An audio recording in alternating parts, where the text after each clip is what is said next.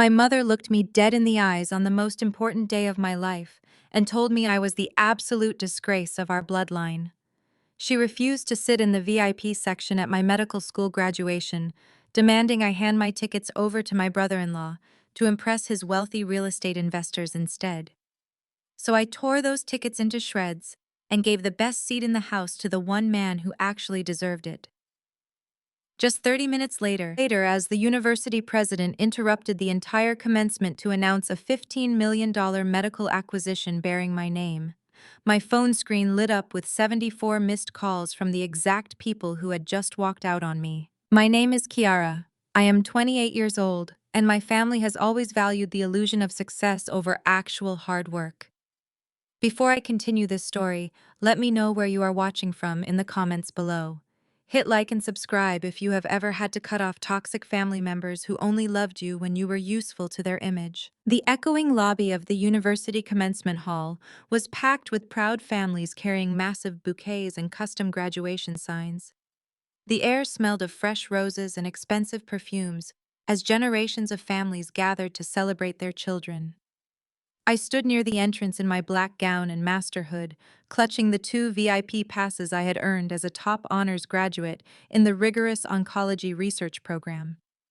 I watched fathers hugging their daughters and mothers wiping away joyful tears. I was waiting for a hug, a smile, or even a basic congratulations. Instead, my mother Vivian marched through the heavy double doors, looking like she was attending a high society gala rather than a college graduation. She wore a tailored cream designer suit, a matching fascinator, and a vicious scowl that could freeze boiling water. She did not greet me. She did not ask how I was feeling today.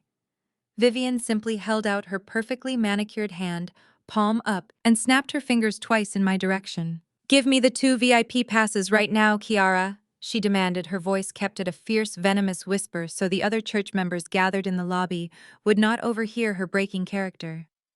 Trevon needs those seats for the 2 venture capitalists he is pitching his new condo development to. They flew in from Atlanta this morning, and we need to show them that our family commands immense respect in this city. I tightened my grip on the heavy cardstock tickets, my heart pounding against my ribs. "These are my graduation tickets, Mom. They have my name on them. They are meant for my family to watch me receive my master's degree." Vivian rolled her eyes, scoffing loudly enough for a passing family to stop and glance our way. "Do not be selfish today of all days," she hissed, stepping closer. "You are getting a little science project degree that pays a pathetic public servant salary. Nobody in our elite social circle cares about a broke lab rat studying cancer cells. Trevon is building a massive luxury development. That project is the future of this family. It guarantees our financial legacy and our standing in the community. Dominique needs to look like a proper executive wife today, not a charity case sitting in the general admission bleachers." Right on cue, my older sister Dominique strolled into the lobby arm in arm with her husband Trevon. Dominique was the undisputed golden child of our household.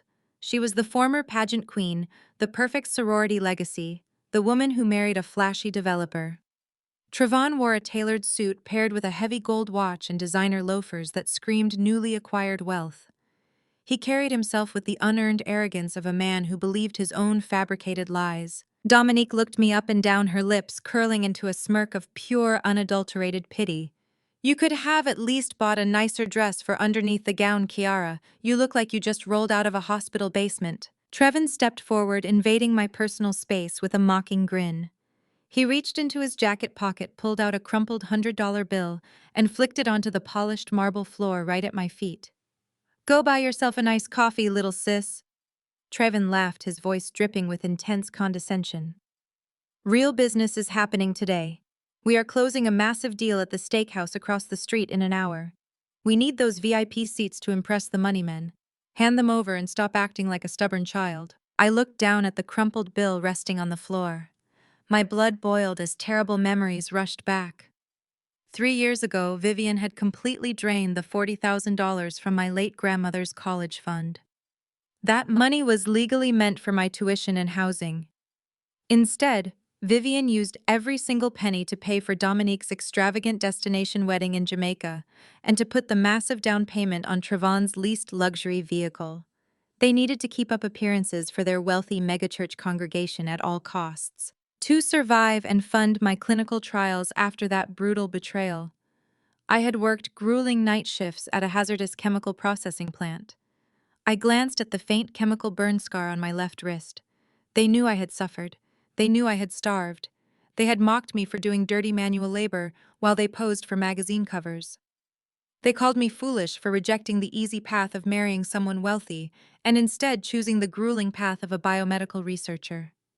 They never understood the value of intellect, only the value of a bank account. I did not cry. I did not raise my voice or throw a useless tantrum. I maintained a dead-eyed, icy calm that instantly wiped the arrogant smirk off Dominique's face. I looked directly into my mother's eyes, refusing to blink or back down. Slowly and deliberately, I raised my hands. I gripped the two heavy VIP passes and ripped them straight down the middle. The sharp sound of tearing thick paper echoed loudly in our small circle. I placed the two pieces together and ripped them again, turning the highly coveted tickets into worthless confetti.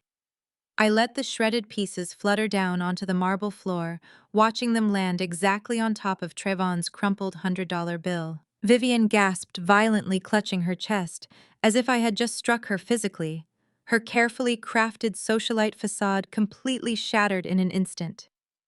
"Are you absolutely insane?" she shrieked, entirely forgetting to lower her voice. Several families nearby turned around to stare directly at the escalating commotion. "You vindictive, jealous little girl!" My mother screamed, her face twisting with rage. "You just ruined a major financial opportunity for your own brother-in-law because you cannot stand that your sister is vastly more successful than you. You have always been a bitter child, completely incapable of supporting this family." I stood tall, my voice dangerously steady and calm. "I am not giving my earned seats to a pair of strangers, so Trevon can play pretend. These tickets were for people who actually supported me. Clearly nobody in this circle qualifies." Vivian's face contorted with absolute fury. She pointed a trembling manicured finger directly at my face. "We will never stand by you," she hissed, her voice vibrating with pure malice. "You are the disgrace of this family. Do not ever ask us for anything again. You are entirely dead to me." She grabbed Dominique's arm aggressively. Trevin glared at me with pure hatred, stepping over the shredded tickets and his own discarded money before the three of them turned their backs and stormed out of the lobby. They headed to their expensive steakhouse lunch while completely abandoning me on my master degree graduation day. I stood there for a long moment, letting the toxic energy completely leave the room. I refused to let their endless cruelty ruin the tremendous academic milestone I had sacrificed my health and youth to achieve. Then I pulled my phone from my pocket and scrolled down to a favorited contact. The phone rang twice before a warm, familiar voice answered the line. "Uncle Jerome," I asked, a genuine smile finally breaking through my cold exterior. He was the only relative who truly believed in my immense potential. "Are you wearing your good suit today? Because I have a front row seat with your exact name on it, and I am very eagerly waiting for you right now." This was the beginning of the most explosive day of my existence. They thought they had broken me, but they had absolutely no idea what was about to happen next. I ended the call with Uncle Jerome and slipped my phone back into my pocket, letting a deep breath escape my lungs. The grand lobby of the commencement hall was still swarming with joyful families taking photographs, but I no longer felt the crushing weight of my own family abandoning me. I turned my back on the main entrance and walked down the long carpeted corridor toward the designated holding room for the master degree candidates. The heavy oak doors shut behind me, instantly muting the loud cheers and laughter from the lobby. The holding room was a cavernous lecture hall currently occupied by dozens of my fellow graduates who were busy adjusting their caps, pinning their hoods, and buzzing with nervous electric energy. I found an empty row near the back of the room, sinking into a folding chair and welcoming the temporary isolation. I smoothed the black fabric of my gown over my knees, taking another breath to steady my racing heart. Before I could even process the adrenaline of finally standing up to my mother, my phone started vibrating violently against my thigh. It was a relentless, aggressive buzzing that could only mean one thing. I pulled the device from my pocket and looked at the bright screen. The notifications were pouring in from our extended family group chat, ironically named Family First. I unlocked the screen and opened the application. Dominique had just sent a high-resolution photograph to the entire family network. The image showed her Trevin and my mother sitting at the exclusive five-star steakhouse across the street. They were holding up crystal flutes filled with expensive vintage champagne, smiling brightly for the camera.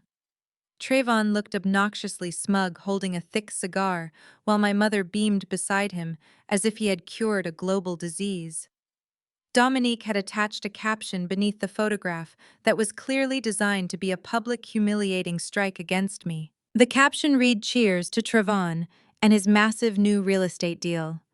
Some of us are actually making the family proud today and securing our financial legacy. Enjoy your boring speeches and your little participation trophies." Several aunts and cousins immediately replied with heart emojis, completely ignoring my graduation day. They praised Trayvon for his fictional business acumen and complimented Dominique on her designer dress. Not a single person in that group chat asked where I was or why I was not in the photograph. I stared at the screen, feeling a familiar cold wave of isolation wash over me. But this time, the isolation did not bring me to tears. It brought me absolute clarity. Instead of engaging in their petty digital warfare, I took a screenshot of the group chat and opened a private message thread with my best friend Maya. Maya was a surgical resident who knew every dark, twisted secret hiding behind my family and their perfectly curated social media presence. She had been my anchor through the darkest nights of my research. I sent her the screenshot along with a quick message. I typed, "They actually walked out of the graduation lobby." Mom demanded my VIP tickets for Trevon and his imaginary investors. I ripped them up. Maya responded less than 10 seconds later. She typed, "Tell me you are joking right now. She actually left you there on your graduation day over Trayvon. That man is a walking Ponzi scheme." I typed back, my thumbs flying across the digital keyboard. I typed, "They are at the steakhouse celebrating his new deal." But we both know the bitter truth. Trayvon is not funding that lunch. Mom is paying for every single drop of that champagne. Maya replied instantly. She typed, "It makes me sick to my stomach. She stole your future to fund their luxury lifestyle. Keep your head up, Kiara. You earned this degree with your own blood and sweat." Reading Maya's words, I looked down at my hands resting in my lap. I traced the faint, uneven edges of the chemical burn scar on my left wrist. While I had briefly thought about the financial betrayal in the lobby, sitting here in the quiet holding room allowed the full weight of my survival to truly settle into my bones. That scar was not just a mark of physical pain. It was the ultimate price of my independence. When my mother ruthlessly drained the $40,000 from my late grandmother's college fund to pay for Dominique's destination wedding and Trevin's leased luxury cars, I was left with absolutely nothing. My specialized clinical trials focusing on targeted inhibitors for aggressive epithelial cancer cells required expensive laboratory equipment, rare biological samples, and continuous funding. Without that stolen money, my research was doomed to be terminated by the university. To survive and keep my clinical trials alive, I sought out the highest-paying dangerous job I could find, without a completed degree. I spent over a year working grueling, exhausting night shifts at a hazardous industrial chemical processing plant on the outskirts of the city. While my sister slept in a climate-controlled master bedroom on expensive silk sheets, I was wearing a heavy protective suit, handling toxic solvents, and breathing in harsh industrial fumes until my lungs burned. I would finish my shift at the chemical plant at 6 in the morning, scrub the industrial grease off my skin in a freezing locker room shower, and drive directly to the university laboratory. I survived on stale vending machine coffee and sheer unfiltered determination. I spent countless nights sleeping on a miserable, uncomfortable cot, tucked away in the corner of the research lab, waking up every 2 hours to check the temperature of my cell cultures in the incubators. My family knew exactly how much I was struggling. They knew I was working at the plant. But instead of offering support or returning the money they stole, they mocked me relentlessly. I remembered a specific Sunday dinner where I showed up straight from a double shift, too exhausted to properly style my hair. Dominique had wrinkled her nose in disgust, loudly complaining that I smelled like industrial bleach and factory sweat. She told me I looked like a common laborer, not a doctor, and suggested I eat in the kitchen so I would not ruin her appetite. My mother had simply agreed, telling me my dirty work was an embarrassment to their refined aesthetic. They never saw the profound beauty in my sacrifice. They never understood that the harsh smell of bleach on my skin was the scent of absolute dedication. They only cared about shiny, superficial things that could be easily photographed and bragged about to their pretentious church friends. They valued the appearance of wealth far more than the substance of actual achievement.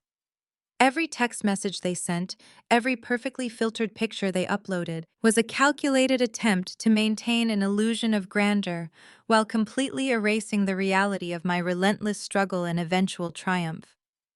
I turned my phone face down on my lap and closed my eyes, letting the ambient noise of the holding room wash over me. I had survived the factory. I had survived the intense sleep deprivation. I had successfully completed my clinical trials against every possible odd. My research had yielded unprecedented, groundbreaking results that proved my targeted inhibitor could effectively destroy aggressive cancer cells without damaging surrounding healthy tissue. I had submitted my final thesis 2 weeks ago, and today was supposed to be the quiet conclusion to a violently turbulent chapter of my life. Suddenly, a sharp, authoritative knock on the heavy oak doors interrupted my quiet reflection. The murmuring voices of the other graduates instantly died down as the heavy doors swung open with a loud creak. I opened my eyes and looked toward the front of the hall. The dean of the medical school strode into the room. He was a typically composed, stoic man who rarely showed any emotion, but today he looked incredibly flushed, breathless, and urgent. He was practically vibrating with a frantic, nervous energy as his eyes frantically scanned the sea of black gowns and square caps. "Kiara," the dean called out, his voice echoing loudly across the silent room. He sounded out of breath, as if he had sprinted all the way across the expansive university campus just to find me before the commencement began. "Kiara, where are you?" I stood up slowly from my folding chair in the back row, suddenly hyper-aware of the hundreds of eyes shifting in my direction. "I am right here, Dean," I answered, my voice steady, despite the sudden spike of adrenaline shooting through my veins. The dean let out a massive sigh of relief. He quickly motioned for me to come forward. Behind him stand three imposing individuals in sharp business attire. "Kiara," the dean breathes heavily. "The executive board from MD Anderson Cancer Center just landed on a private charter. They need to see you immediately." I was entirely prepared for Dr. Sterling to berate me or issue a stern administrative warning for causing such a public, highly visible disturbance in the main lobby. After all, university politics were fiercely protective of wealthy donors, and I had just humiliated a developer in front of several prominent church members. Instead, Dr. Sterling gestured respectfully toward the heavy wooden door of an adjacent private campus boardroom. His demeanor was not punitive, it was incredibly deferential. "Please, Kiara," Dr. Sterling said, his voice lowering to a confidential, serious tone. "We have a very secure space prepared for this discussion. Time is of the absolute essence." I followed him into the boardroom, my heart hammering a frantic rhythm against my ribs. The room was intimidating, featuring a massive mahogany table surrounded by plush leather executive chairs. The three imposing individuals in sharp business attire followed closely behind us, securing the door until it clicked shut, locking out the noise of the hallway. Dr. Sterling took a seat at the head of the table and gestured for me to sit directly across from him. He then placed a massive, heavily bound dossier right in the center of the table. Dr. Sterling folded his hands and looked at me with an intensity that demanded absolute attention. "Kiara, what I am about to share with you is highly confidential. We have spent the last 3 weeks conducting an exhaustive independent review of your submitted master thesis." I swallowed hard, a sudden wave of panic washing over me.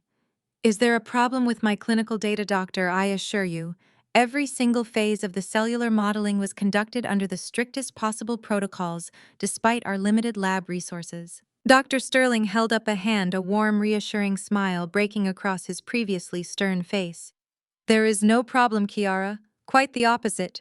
Your research specifically, Your development of the targeted inhibitor for aggressive epithelial cancer cells was flagged by our highest-level independent review board. He opened the massive dossier, revealing hundreds of pages of densely packed data, legal analyses, and complex financial projections. This is not just an impressive academic paper. Dr. Sterling continued, his voice vibrating with genuine excitement.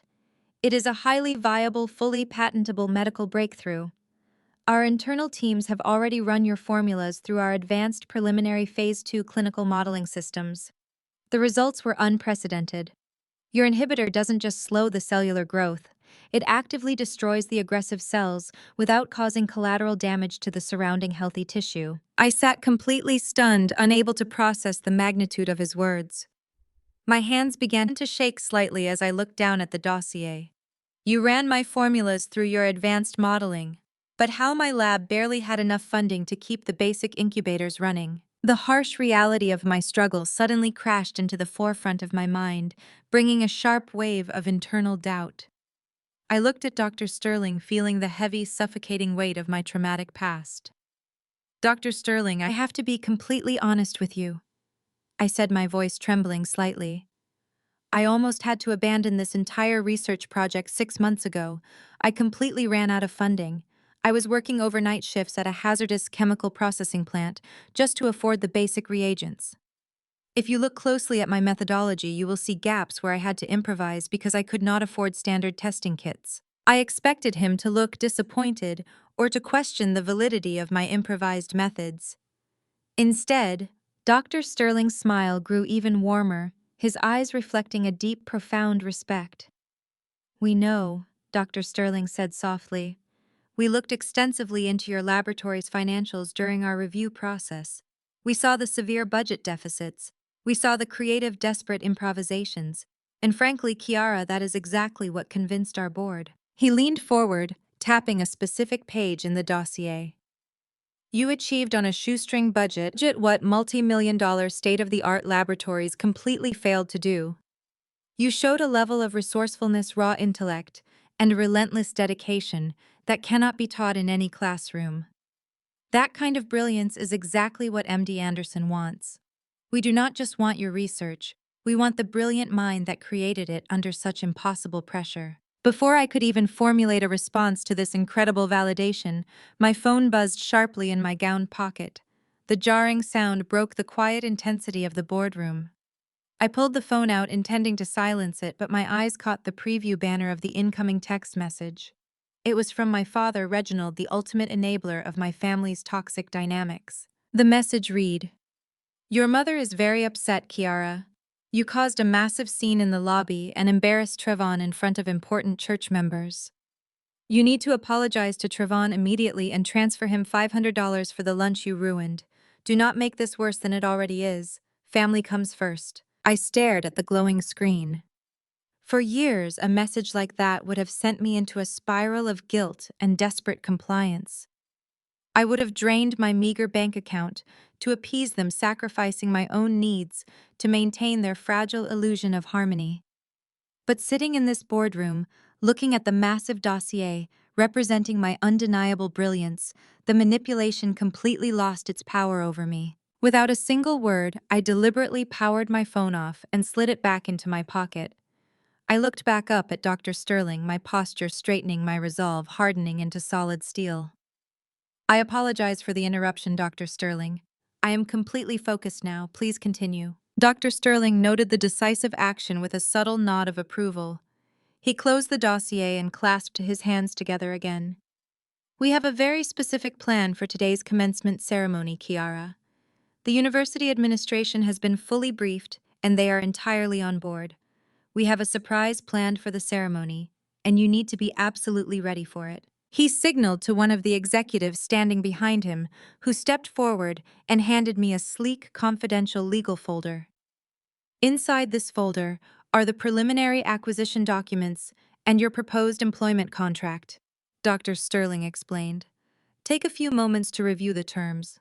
Once the ceremony begins, everything in your life is going to change permanently. I opened the folder, my eyes scanning the heavily redacted legal jargon until I reached the highlighted financial summary page. My breath hitched in my throat as I read the numbers printed in bold black ink. It was an astronomical figure, a sum of money that completely defied comprehension. This, I started to say, but my voice failed me. This cannot be right. It is entirely accurate, Dr. Sterling confirmed, standing up from the table. You have 30 minutes until the ceremony officially begins. Review the documents, take a deep breath, and prepare yourself. Today, the entire world is going to recognize exactly what you have built. Dr. Sterling and his team exited the boardroom, leaving me alone with the heavy legal folder and the crushing realization of my impending victory. I sat in the quiet, expansive room, the ambient hum of the air conditioning the only sound. I thought about the grueling night shifts at the chemical plant, the toxic fumes burning my lungs, and the relentless exhaustion that had plagued my existence for years. I thought about my mother draining my college fund to pay for Dominique's vanity and Trevon throwing $100 bill at my feet just an hour ago. They had tried to bury me under the weight of their own insecurities. They had demanded my submission, expected my failure, and mocked my dedication. But they had failed. I had survived their emotional abuse and their financial sabotage. I had forged my own path through the darkness, and now I was holding the undeniable proof of my ultimate triumph. I carefully closed the legal folder and stood up, smoothing the front of my black graduation gown. I walked out of the private boardroom and headed back down the long corridor toward the main auditorium. The commencement ceremony was about to begin, and I was fully prepared to watch my family's entire fabricated world burn to ashes. I found my place in the alphabetical lineup of master degree candidates, standing tall and confident amidst the nervous chatter of my peers. The heavy doors to the grand auditorium swung open, revealing a massive sea of cheering families, bright camera flashes, and vibrant celebratory banners. The traditional commencement march began playing through the enormous speakers, a triumphant melody that perfectly matched the surging adrenaline in my veins. I stepped forward, joining the long procession of graduates marching down the center aisle toward the stage. The moment of reckoning had finally arrived. The heavy double doors of the grand auditorium swung open, and a wall of deafening sound instantly hit me. Classical music was almost completely drowned out by the sheer, unbridled joy of thousands of people celebrating. I stepped forward in time with my fellow graduates, keeping my head held high as we marched down the wide center aisle toward the main stage. The atmosphere was absolutely electric.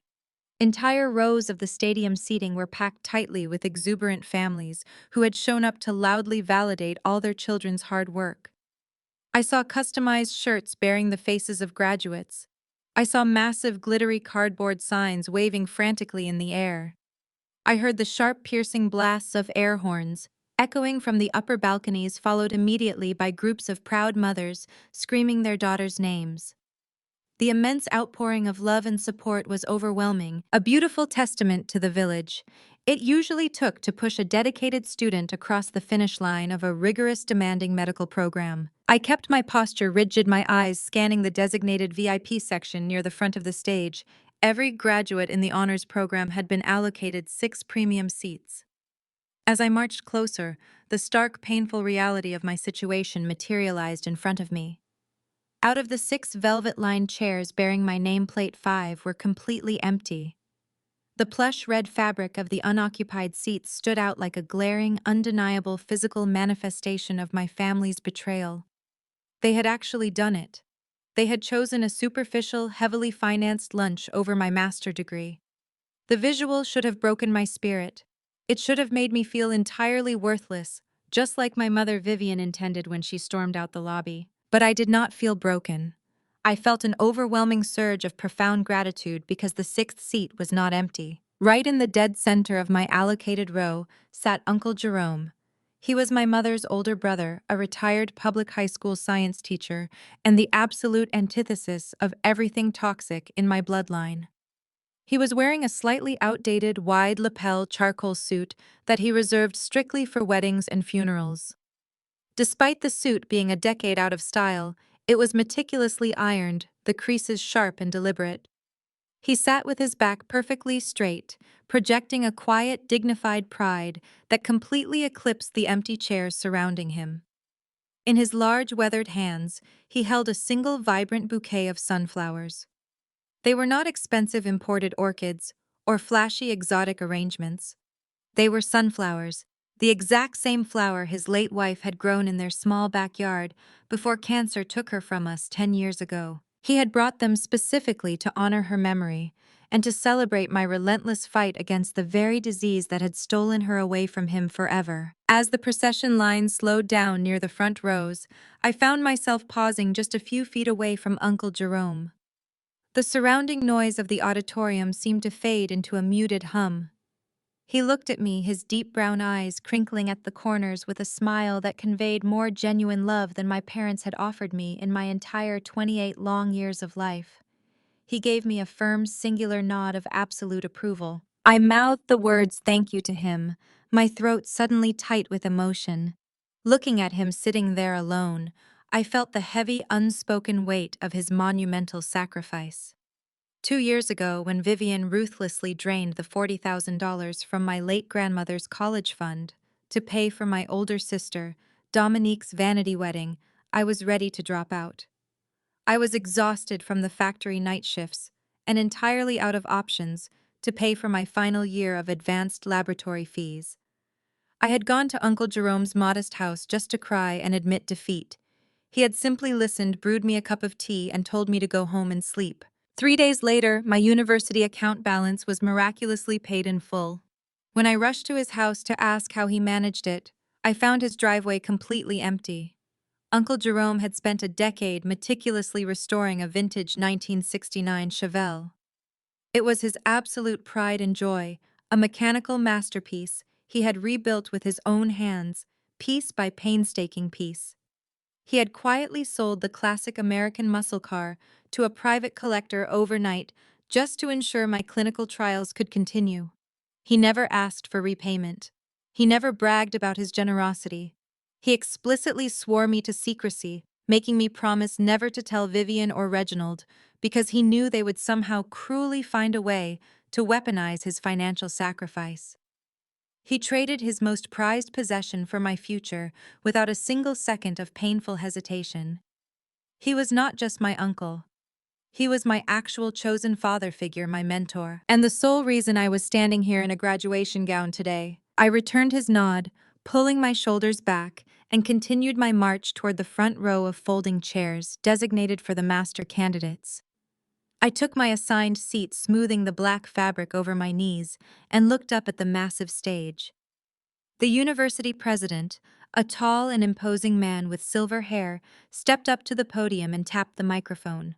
A harsh feedback whine echoed through the speakers, signaling the crowd to finally settle down. The traditional commencement protocols began in a highly predictable, monotonous fashion. The dean of the graduate school delivered a lengthy generic opening address about perseverance, the changing landscape of modern medicine, and the abstract value of hard work.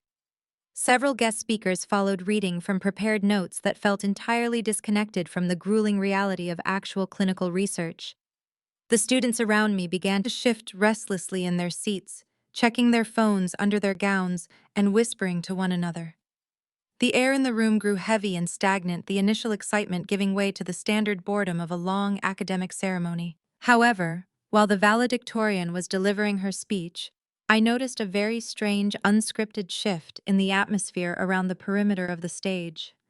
The event coordinators, who were usually rigid and militant about the schedule, were scrambling nervously near the backstage curtains. Men wearing discreet earpieces and sharp business suits were rapidly moving back and forth, communicating in urgent, hushed tones. They did not look like university security. They looked like private executive protection. Then I saw the media teams. The university commencement was entirely a private event, occasionally covered by the campus newspaper, but never by major news networks. Yet right in my peripheral vision, I watched as professional news crews from two of the largest local television stations quietly pushed their way through the side doors. The cameramen were moving with practiced efficiency, silently rolling heavy tripods down the side aisles and positioning their high-definition broadcast cameras to get a clear, unobstructed angle of the main podium. Red recording lights blinked on, indicating they were establishing a live satellite feed. A wave of confused whispering rippled through the rows of seated graduates. The girl sitting next, a brilliant epidemiology student, leaned over and nudged my arm. "What is going on over there?" she whispered, nodding toward the television crews. "Did a celebrity decide to show up or something? They never bring live broadcast cameras to the graduate commencement." I kept my eyes fixed on the side of the stage, my heart beginning to hammer a frantic rhythm against my ribs all over again. I saw Dr. Alistair Sterling standing in the shadows of the heavy red velvet curtain. He was holding the same massive bound dossier he had shown me in the private boardroom just 30 minutes earlier. He caught my eye and gave me a very subtle, deliberate, knowing nod. "I do not think it is a celebrity," I whispered back, my voice barely audible over the valedictorian's speech. "I think something entirely unscripted is about to happen." The valedictorian finished her speech to a polite round of applause and returned to her seat. The university president stepped back up to the wooden podium, but he did not pick up the thick stack of papers containing the names of the graduating class. Instead, he gripped the edges of the podium, looking out over the massive crowd with an expression of intense, tightly contained excitement. The murmuring in the auditorium completely died down.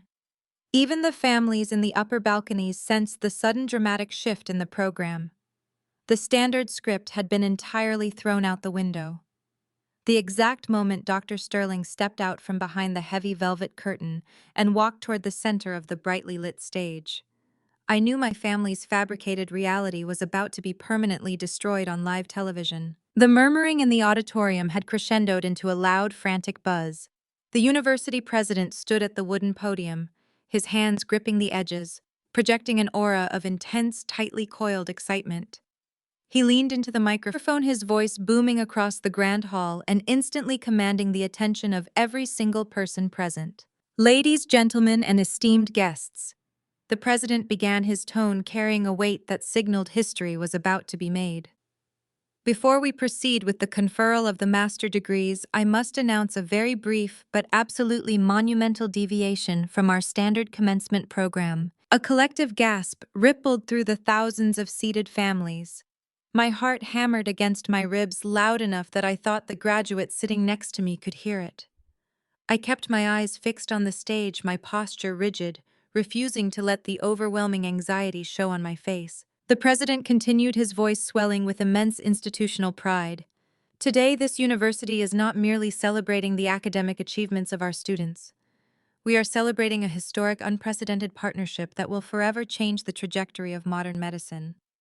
It is my profound honor to announce that our institution has officially partnered with the world-renowned MD Anderson Cancer Center for a groundbreaking acquisition." The auditorium erupted in shocked whispers. The local news crews, positioned strategically at the edges of the stage, immediately adjusted their heavy broadcast cameras. The bright, glaring lights of the television equipment flooded the front rows, capturing the stunned expressions of the faculty and the students. This was no longer just a graduation ceremony. It was a live, statewide news event. "To explain the magnitude of this historic acquisition," the president said, stepping back from the podium, "I invite Dr. Alistair Sterling, Chief of Oncology and Lead Executive at MD Anderson, to the stage." Dr. Sterling walked out from behind the heavy red velvet curtain. He moved with a quiet, undeniable authority, his tailored suit a stark contrast to the traditional academic regalia worn by the faculty. He stepped up to the microphone, looking out over the massive crowd. His presence alone commanded absolute silence. "Thank you, Mr. President." Dr. Sterling began, his deep, resonant voice filling the expansive auditorium. "When MD Anderson looks to the future of oncology, we do not just look at established multi-million-dollar laboratories. We look for raw, unfiltered brilliance. We look for individuals who possess the sheer grit and relentless determination to solve the impossible." He paused, letting his words settle over the captivated audience. He was a master of commanding a room, and right now he held thousands of people in the palm of his hand. "Today," Dr. Sterling continued, his tone shifting into something deeply personal and profoundly moving, "I want to speak about excellence, specifically, Black excellence in the medical field. I want to speak about what it means to overcome insurmountable odds, to face systemic barriers, and to refuse to accept failure as an option." He looked directly at the section where the master candidates were seated. I felt the heat of the television camera lights shifting in our direction. We recently reviewed a thesis submitted by a student in this very graduating class. Dr. Sterling said, his voice rising with passionate intensity. This student did not have the backing of a massive corporate grant. This student did not have access to state-of-the-art automated testing equipment. What she had was a brilliant mind and unmatched work ethic, and a targeted inhibitor for aggressive epithelial cancer cells that is going to fundamentally change the landscape of modern oncology. The crowd was completely silent, hanging on to his every word. I could feel the eyes of my fellow graduates darting around, wondering who he was talking about. I kept my gaze locked on Dr. Sterling, my hands trembling slightly in my lap. I thought about the grueling night shifts at the chemical plant, the toxic fumes, the endless exhaustion, and the cruel, dismissive words my mother had spat at me just hours ago. "You are the disgrace of this family." This student's research, Dr. Sterling announced, his voice booming through the speakers, has already passed preliminary Phase 2 clinical modeling with unprecedented success. It is a viable, patentable medical breakthrough that will save countless lives. He stepped out from behind the podium, holding a sleek, confidential legal folder, the exact same folder I had reviewed in the private boardroom. "It is my absolute honor," Dr. Sterling said, his eyes finding mine in the crowd, "to call to the stage the brilliant mind behind this historic breakthrough. Kiara, please come forward." The shockwave that hit the auditorium was instantaneous and deafening. The crowd erupted into a massive, thunderous roar of applause. The students sitting around me gasped, their heads snapping in my direction as I slowly stood up. The flashing lights of the television cameras swung wildly, blinding me for a split second as they focused entirely on my face. I stepped out of the row, my black gown flowing behind me. My legs felt strangely numb, but I forced myself to walk with measured, deliberate confidence down the center aisle toward the stage. The applause grew louder with every step I took. I could hear my professors cheering, some of them standing up from their seats in the faculty section. As I walked, my mind briefly flashed to my mother Vivian, my sister Dominique, and my brother-in-law Trevon. They were likely sitting in that pretentious five-star steakhouse right now, sipping their expensive champagne and toasting to Trevon's fraudulent real estate deals. I imagined them glancing up at the large television screens above the bar, expecting to see sports highlights or local weather, only to see my face broadcast live across the state. I imagined the champagne glasses slipping from their hands, shattering on the floor as they realized the broke lab rat they had just abandoned was currently standing at the absolute pinnacle of success. I reached the wooden stairs leading up to the stage and climbed them steadily. Dr. Sterling met me halfway, extending his hand. I shook it firmly, turning to face the massive cheering crowd. The blinding television lights were hot against my skin, but I did not flinch. I looked out over the sea of faces, my eyes immediately seeking out the VIP section. Uncle Jerome was standing up, tears streaming freely down his weathered cheeks. He was holding his simple bouquet of sunflowers high above his head, waving them frantically in the air. He did not care about decorum or looking dignified in that moment. He only cared about celebrating the niece he had sacrificed everything to protect. Seeing him standing there alone amidst the 5 empty chairs my family had abandoned fortified the steel in my spine. Dr. Sterling turned back to the microphone, raising his hand to quiet the roaring crowd. It took nearly a full minute for the applause to die down. "Kiara," Dr. Sterling said, his voice echoing in the sudden quiet, "MD Anderson is not just acquiring your research today.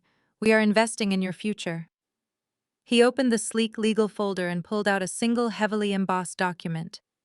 The cameraman at the edge of the stage zoomed in, capturing the moment for the live broadcast. "Ladies and gentlemen," Dr. Sterling announced, his voice ringing with undeniable triumph, "I am thrilled to officially announce that MD Anderson has purchased the exclusive rights and patents to Kiara's research for a total acquisition value of $15 million. The collective gasp from the audience was so loud it sounded like a physical wave crashing against the walls of the auditorium. The massive digital screens behind the stage, which had previously displayed the university logo, suddenly switched graphics. The number $15,000 was projected in massive, bold font, hovering directly above my head for the entire world to see. But Dr. Sterling was not finished. He held up a hand demanding silence once more. The crowd, desperate to hear what else could possibly happen, immediately hushed. Furthermore, Dr. Sterling continued, turning to look directly at me. We do not just want Kiara's research, we want her leadership. It is my distinct privilege to announce that Kiara has accepted the position as the youngest independent director of oncology research at our Houston headquarters. She will receive full creative control over her own state-of-the-art laboratory, fully funded by our institution. The auditorium exploded again. The applause was no longer polite or ceremonial. It was a wild, raucous celebration of a completely unscripted, life-changing victory. I stood on the stage, the $15 million figure glowing brightly behind me, the television cameras broadcasting my triumph to every screen in the city. I looked out at the crowd, the blinding lights, and the overwhelming support. I had done it. I had survived the toxic manipulation, the financial sabotage, and the cruel abandonment. I had built an empire from the ashes of their betrayal. And as the applause washed over me, I knew that in the fancy steakhouse across the street, my family's fabricated, pretentious world was currently burning to the ground.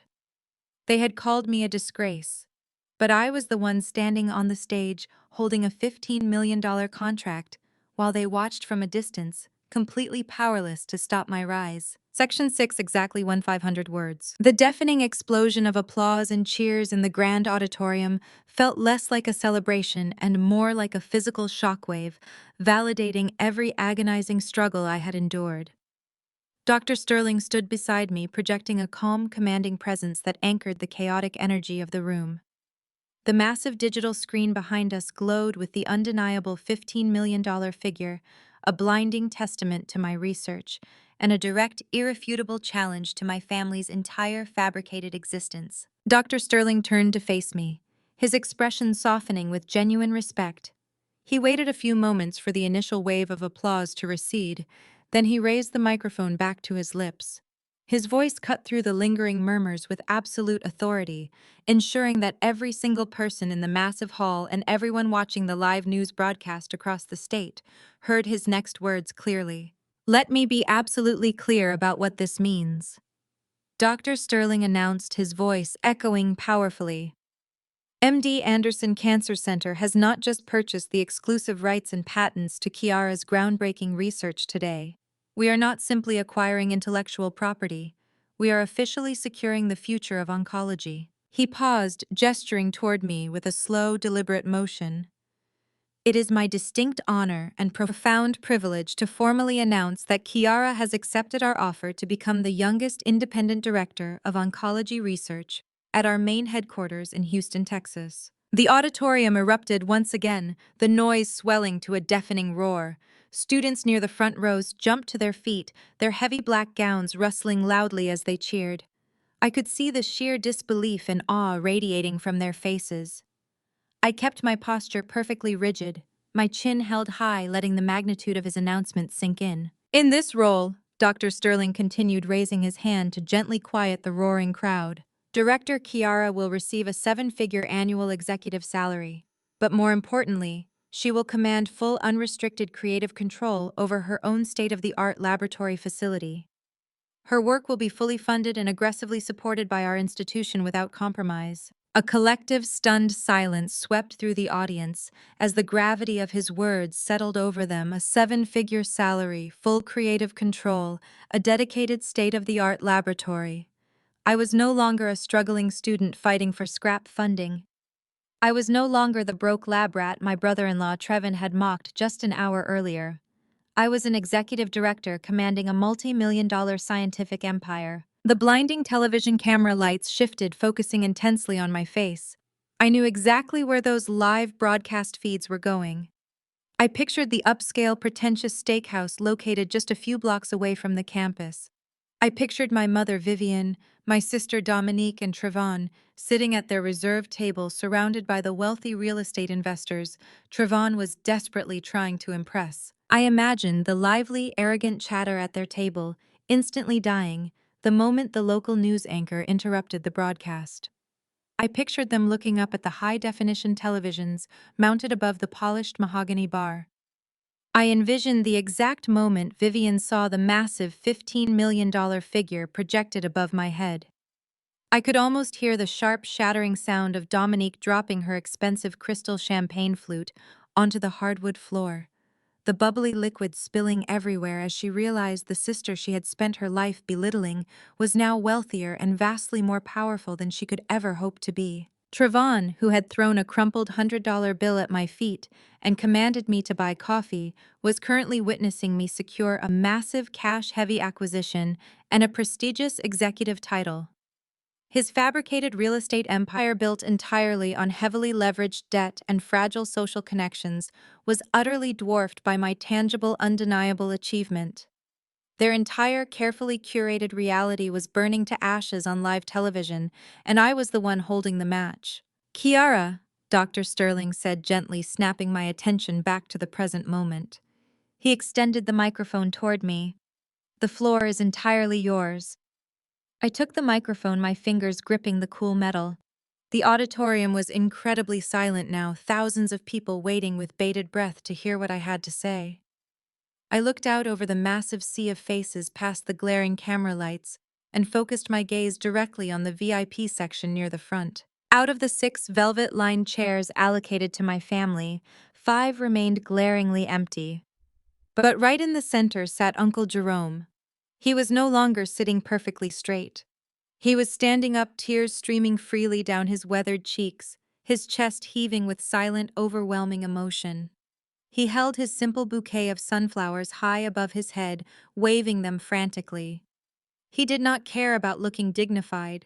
He only cared about celebrating this monumental victory.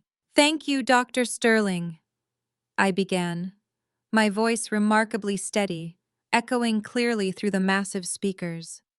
"And thank you to MD Anderson for recognizing the profound value of this research." I took a slow, deliberate breath, looking directly into the primary broadcast camera. "They say it takes a village to raise a child and to build a successful career. They say that family is the foundation of every great achievement. But sometimes the village turns its back on you. Sometimes you are explicitly told that you are a failure, a disgrace, simply because your dreams do not fit into a perfect Instagram-ready aesthetic." A murmur of surprised understanding rippled through the audience. I was breaking the cardinal rule of graduation speeches. I was not delivering a sanitized, grateful monologue thanking my parents. I was telling the raw, uncomfortable truth. To survive and fund this research, I continued, my voice carrying a fierce, unyielding clarity. I worked grueling, exhausting night shifts at a hazardous chemical processing plant. I breathed in toxic fumes and slept on a miserable cot in the corner of a freezing laboratory. I did not have a wealthy family writing checks to support my education. In fact, the funds legally meant for my tuition were drained to pay for luxury cars and extravagant destination weddings, to keep up appearances for a social circle that values status over substance. The silence in the auditorium was absolute. The television cameras zoomed in closer, capturing the intense, unwavering conviction in my eyes. I knew my mother was watching. I knew she was currently experiencing a complete and utter meltdown as I exposed her financial abuse to the entire state. But I did not stand alone. I said, my voice softening as I looked back toward the VIP section. "There is one person who saw my potential when everyone else demanded my submission. There is one man who silently sacrificed his own dreams to ensure mine could survive." I pointed directly at Uncle Jerome. The camera operators quickly pivoted, throwing a bright spotlight onto the older man standing alone among the empty chairs, still clutching his sunflowers. When I was completely out of options and ready to abandon this crucial medical research, I explained to the captivated crowd. My Uncle Jerome quietly sold his prized possession, a classic muscle car he had spent a decade restoring with his own hands. He sold it overnight to pay for my final year of advanced laboratory fees. He never asked for repayment. He never bragged about his generosity. He simply believed in me when my own bloodline called me a disgrace. Uncle Jerome covered his mouth with his hand, his shoulders shaking with fresh tears. The crowd surrounding him began to applaud, a warm, spontaneous wave of respect for his silent sacrifice. I turned back to Dr. Sterling, who was smiling broadly. During my contract negotiations backstage with MD Anderson, I announced, my voice ringing with absolute triumph. I demanded one very specific non-negotiable clause. Dr. Sterling, if you please. Dr. Sterling stepped forward, taking a secondary microphone from the podium. MD Anderson Cancer Center is deeply committed to fostering the next generation of brilliant scientific minds, he stated proudly. Therefore, as part of Director Chiara's acquisition package, we are incredibly honored to announce the immediate establishment of the Jerome STEM Community Grant. Uncle Jerome froze, his eyes widening in pure shock. This grant, Dr. Sterling continued, his voice booming across the hall, is a fully funded $500,000 annual trust dedicated exclusively to supporting underprivileged high school science students in this city. It is named entirely in honor of a man whose selfless dedication made this historic medical breakthrough possible. The auditorium erupted for the third time, the cheers louder and more passionate than before. The students in the front rows jumped up, giving Uncle Jerome a massive standing ovation. I watched my uncle completely break down in joyous, overwhelming disbelief. He leaned against the empty chair beside him, sobbing openly as the crowd celebrated his name. I handed the microphone back to Dr. Sterling and walked to the edge of the stage. The commencement ceremony was effectively over for me. I had achieved everything I set out to do. I had secured my financial future, established my professional empire, and honored the only family member who truly mattered. Dr. Sterling and his executive team quickly escorted me off the stage and down a quiet side hallway, leading me away from the chaotic media frenzy developing in the main auditorium. We entered a private, secure green room located behind the backstage area. Uncle Jerome was ushered in shortly after, still clutching his sunflowers and wiping his eyes with a handkerchief. I ran to him, throwing my arms around his neck. "We did it, Uncle Jerome," I whispered fiercely, burying my face in his shoulder. "We really did it." "You did it, Chiara," he choked out, hugging me back with crushing force. "I just bought the ticket. You drove the whole way." After a few minutes of tearful celebration, I pulled away and wiped my own eyes. The adrenaline was beginning to recede, leaving behind a sharp, cold focus. I reached into my gown pocket and pulled out my phone. I had powered it off in the boardroom to avoid my father's manipulative texts, but now it was time to face the music. I held the power button down. The screen glowed to life, displaying the university logo before transitioning to my lock screen. Almost instantly, the phone froze. The screen completely locked up, lagging aggressively from the sheer overwhelming volume of incoming notifications, trying to process all at once. I waited patiently, my thumb hovering over the screen. When the operating system finally caught up, the display showed a staggering number that confirmed exactly what I suspected. Right there, glowing brightly on the glass screen, were exactly 74 missed calls. Right there, glowing brightly on the glass screen of my phone, were exactly 74 missed calls. I stared at the notifications, watching the numbers tick upward as another call attempted to push through the overwhelmed network. 30 calls were from my mother, Vivian. 24 calls were from my sister, Dominique. 20 calls were from my brother-in-law, Trevon. The sheer naked panic radiating from the digital display was absolutely intoxicating. They were desperately trying to reach the daughter they had completely abandoned just a few hours earlier. But to truly understand the magnificent severity of their current meltdown and why my phone was now vibrating like a frantic distress signal, I have to take you back exactly 30 minutes. I need to take you back to the brightly lit stage of the grand auditorium, to the exact moment Dr. Alistair Sterling handed me the microphone in front of thousands of people. When my fingers curled around the cool metal of the microphone, the massive auditorium went completely, undeniably dead silent. The kind of silence that feels heavy, thick with intense anticipation. Every single person in the room, from the faculty sitting behind me to the families packed into the highest balconies, was holding their breath. The red recording lights of the local television broadcast cameras were fixed squarely on my face, beaming my image live across the entire state. In a traditional expected commencement speech, this would be the exact moment a successful graduate profusely thanked their loving parents. This would be the moment I wept tears of gratitude for my mother and sister, thanking them for their unwavering support and boundless encouragement. I did not do that. I did not thank my parents. I did not mention my sister Dominique or her arrogant husband Trevon. I completely and deliberately erased them from my narrative, just as they had continuously tried to erase my worth from their lives. I looked past the blinding stage lights and stared directly into the lens of the primary news camera. I wanted my voice to carry straight into the expensive steakhouse where my family was currently dining. I wanted my words to pierce through their pretentious champagne-fueled celebration. They say it takes a village to raise a child and to cultivate a dream. I began, my voice remarkably calm, steady, and echoing with absolute crystal clarity through the massive speakers. But sometimes the village turns its back on you. Sometimes the very people who are supposed to protect and nurture your potential decide that you are a failure simply because your dreams do not fit into a perfect Instagram-ready aesthetic. A low murmur of shock rippled through the front rows of the audience. I was breaking the cardinal rule of polite academic society, but I refused to stop. The truth needed to be dragged out into the harsh, unforgiving light. I was told today that I was the absolute disgrace of my family. I continued gripping the microphone tighter, channeling every ounce of pain into raw, unyielding power. I was mocked because I did not marry into wealth and because I chose to study cancer cells instead of pursuing a flashy, highly visible career. To survive and fund my clinical trials, I did not receive generous checks from a wealthy family. I worked grueling, dangerous night shifts at a hazardous chemical processing plant on the industrial outskirts of this city.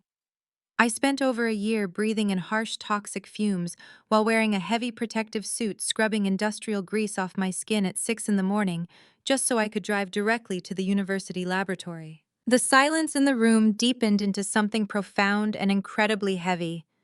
I could see professors in the front row wiping their eyes. My family knew exactly how much I was struggling. I stated, my tone sharp and uncompromising. They knew I was sleeping on a miserable cot in the corner of a freezing research lab, waking up every 2 hours to check the temperature of my cell cultures. But instead of offering a single ounce of support, they mocked me. They told me my dirty work was an embarrassment to their refined social standing.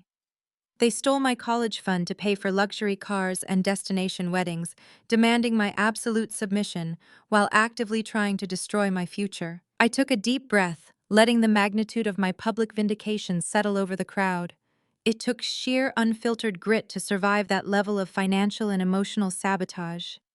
But I stand before you today as proof that authentic, relentless hard work will always triumph over superficial, fabricated wealth. I turned my body slightly, shifting the focus away from the camera and looking directly toward the VIP section near the front of the stage. Out of the 6 velvet-lined chairs allocated to my family, 5 were entirely empty. But right in the center stood the one man who had never doubted me. I did not survive this journey alone. I said, my voice softening with deep, genuine affection as I turned the spotlight entirely onto him. There is one person who saw my immense potential when everyone else demanded my failure. There is one man who silently sacrificed his own dreams to ensure that a young black woman could achieve hers. The television camera operators quickly pivoted their heavy lenses, throwing a bright, brilliant spotlight onto Uncle Jerome. He stood there in his meticulously ironed, slightly outdated charcoal suit, holding his bouquet of sunflowers high in the air. When I was completely out of options and ready to abandon my medical research, I explained to the captivated, emotional crowd. My Uncle Jerome quietly sold his most prized possession. He sold a classic muscle car he had spent a decade restoring with his own hands, piece by painstaking piece. He sold it overnight to pay for my final year of advanced laboratory fees. He never asked for a single penny in repayment. He never bragged about his profound generosity to our community. He simply believed in me when my own bloodline threw me away. The audience erupted into a massive, spontaneous wave of applause directed entirely at Uncle Jerome. The older man covered his mouth with his weathered hand, his shoulders shaking as tears streamed down his face. I watched him absorb the overwhelming respect and admiration of thousands of strangers, a validation he had never sought but absolutely deserved. I turned back to Dr. Sterling, who was standing beside me with a wide, incredibly proud smile on his face. He stepped forward and gently took the microphone from my hand, preparing to deliver the final, most devastating blow to my toxic family's ego. During our contract negotiations backstage, Dr. Sterling announced, his voice booming with institutional authority. Director Kiara did not ask for a larger signing bonus or more vacation time. She demanded one very specific non-negotiable clause before she would sign the $15 million acquisition agreement. MD Anderson Cancer Center is deeply committed to fostering the next generation of brilliant, diverse scientific minds. Therefore, it is my absolute distinct privilege to announce the immediate establishment of a brand new philanthropic initiative. Dr. Sterling looked directly at Uncle Jerome, his expression filled with immense professional respect. Today we are officially launching the Jerome STEM Community Grant. Dr. Sterling declared, his words echoing powerfully across the grand auditorium. This is a fully funded $500,000 annual trust dedicated exclusively to supporting underprivileged high school science students in this city. It is designed to ensure that no brilliant mind ever has to abandon their research due to a lack of financial support. And it is named entirely in honor of a man whose selfless, quiet dedication made this historic medical breakthrough possible today. The auditorium completely exploded. The cheers were deafening, a wild, raucous celebration that shook the very foundation of the building. I watched as Uncle Jerome completely broke down in joyous, overwhelming disbelief. He leaned heavily against the empty chair beside him, sobbing openly, as the crowd around him stood up to honor his name. The television cameras captured every single second of his raw, beautiful emotion, broadcasting his triumph across the entire state. That was the exact moment.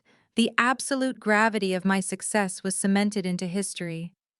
That was the moment I knew my mother, sister, and brother-in-law were watching their televisions in sheer, unadulterated horror, realizing that the man they constantly dismissed had just been immortalized while they were publicly exposed as greedy, abusive frauds. The memory of that magnificent stage triumph faded as I pulled my focus back to the present moment.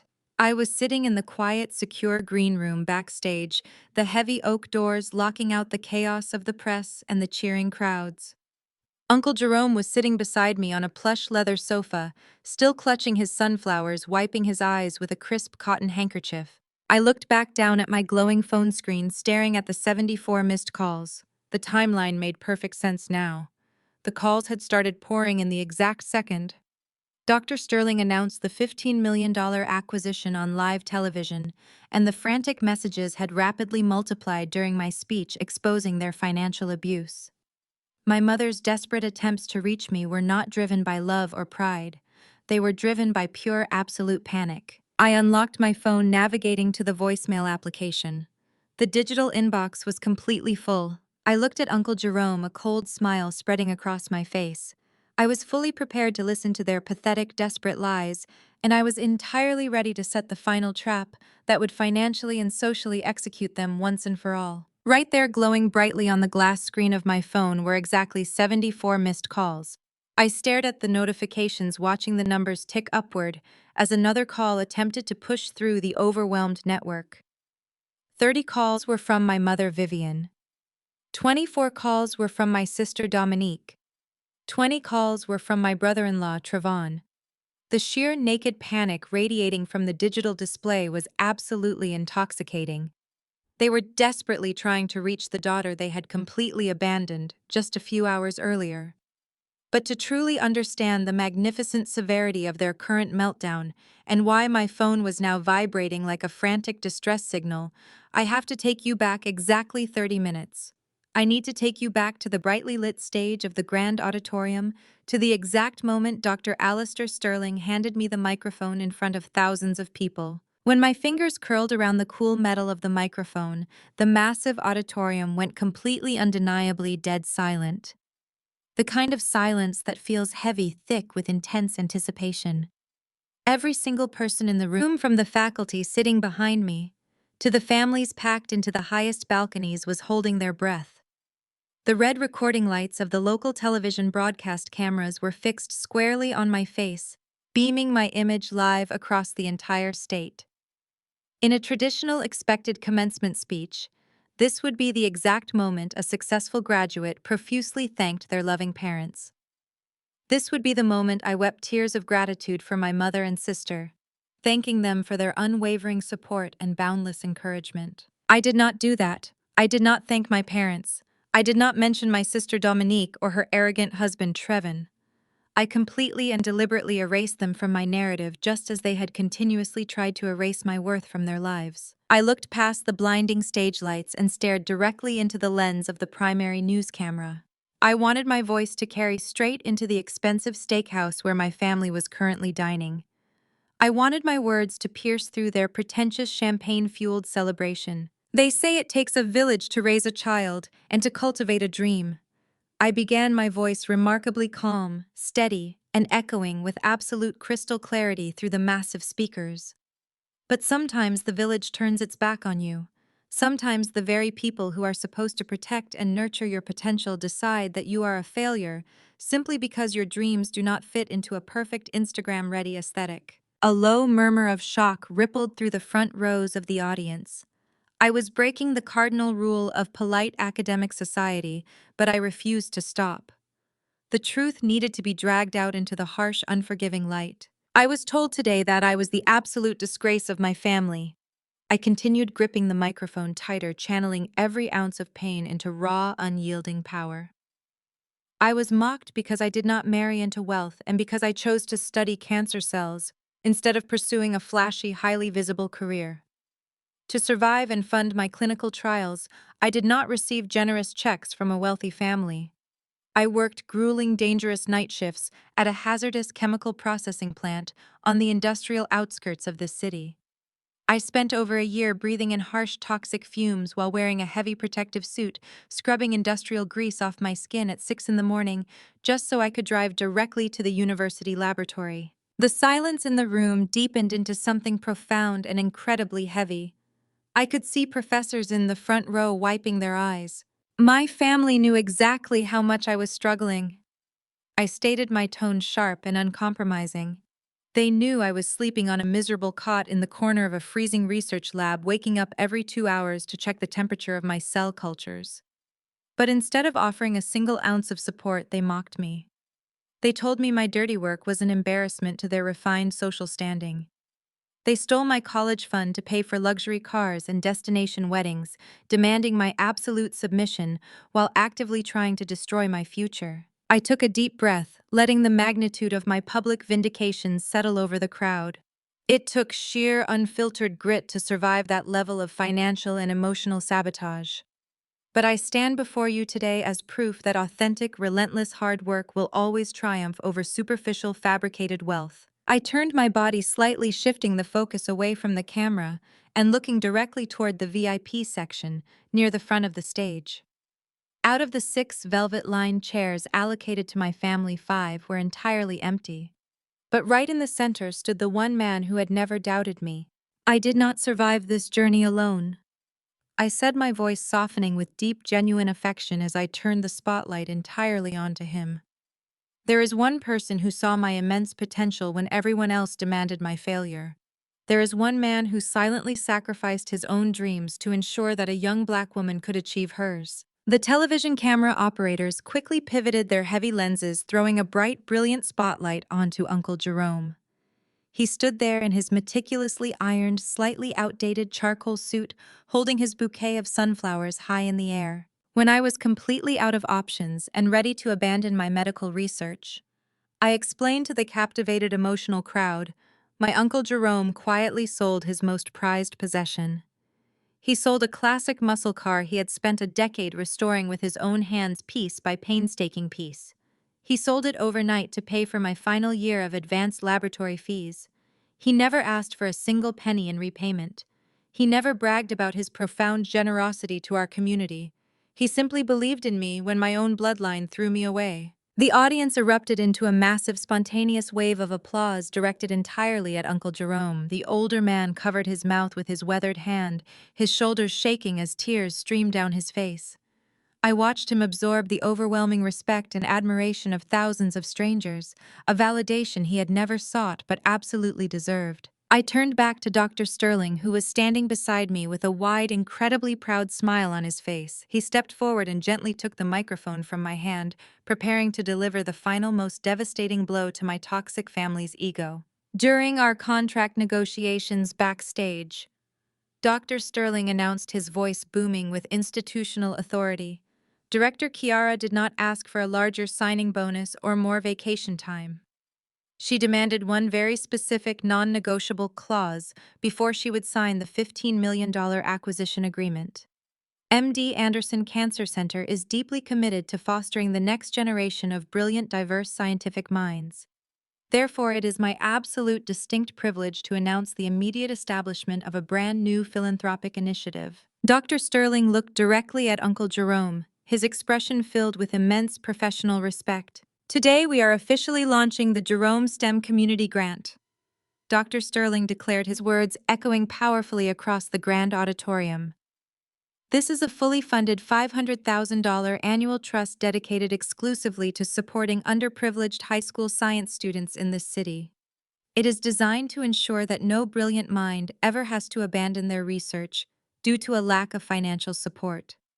And it is named entirely in honor of a man whose selfless, quiet dedication made this historic medical breakthrough possible today. The auditorium completely exploded.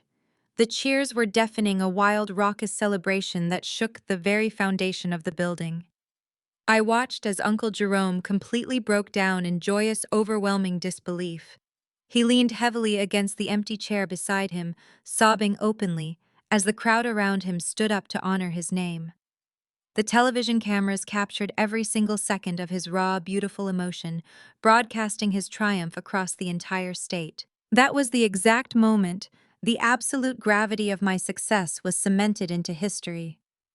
That was the moment I knew my mother's sister and brother-in-law were watching their televisions in sheer, unadulterated horror, realizing that the man they constantly dismissed had just been immortalized while they were publicly exposed as greedy, abusive frauds. The memory of that magnificent stage triumph faded as I pulled my focus back to the present moment. I was sitting in the quiet, secure green room backstage, the heavy oak doors locking out the chaos of the press and the cheering crowds.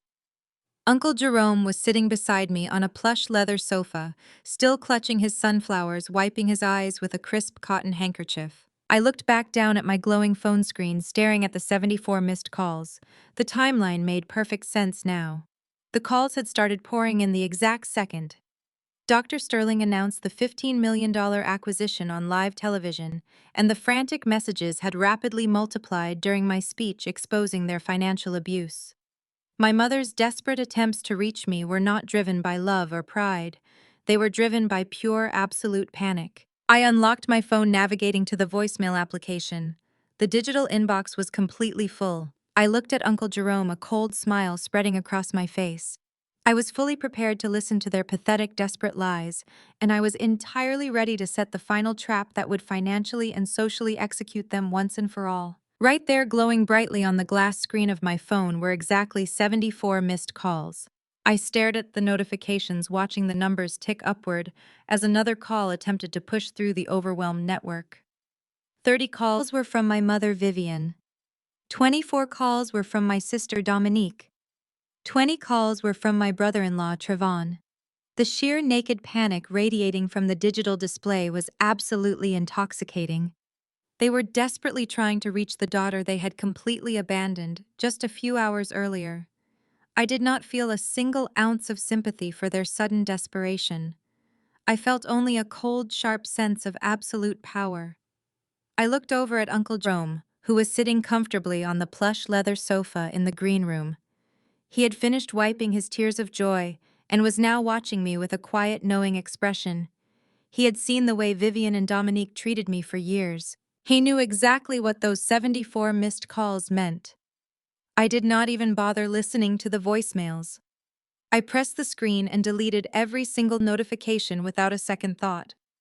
I slipped the phone back into my pocket and grabbed my bag. "Let us go home, Uncle Jerome," I said, my voice steady and completely devoid of emotion. "The rats are about to swarm and we need to be ready." He nodded, standing up and smoothing the lapels of his vintage charcoal suit. They saw the news, Kiara. They saw that $15 million number flashing on live television. Vivian is probably having a complete meltdown in the middle of that fancy steakhouse right now. They are going to come looking for you. They will not stop until they try to get their hands on your money. "I know," I replied, opening the heavy oak door of the green room. but they are about to learn a very hard lesson about how I handle my business.